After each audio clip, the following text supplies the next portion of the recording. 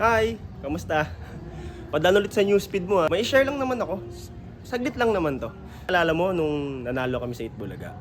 Mula dun sa cash prize na napanalunan na namin ni Shai, bumili kami ng gamit na makakatulong sa amin para i-share sa inyo yung mga bagay na nagawa namin from the previous days, previous weeks, or previous months. Pala guys, ang Insta360 Ace Pro 2. Yung siya binili, mahilig kami mag-travel ni Shai and kailangan namin ng compact tapos easy to carry na gamit and also accessible sa amin pareho in a way na kaya niyang gamitin and kaya ko rin gamitin.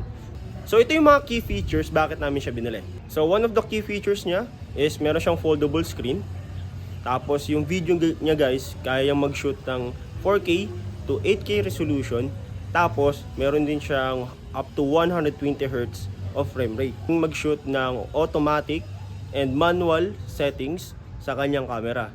Also, this action cam is with collaboration with Leica. So marami rin siyang mga filters na pwede mong gamitin in regards with photography as well as videography. Iba't iba rin siya settings like action, mega, ultra, dewarp, linear, 45 degree and 360 degree view. Pero ang tanong, saan ko ito gagamitin? Alam ko na.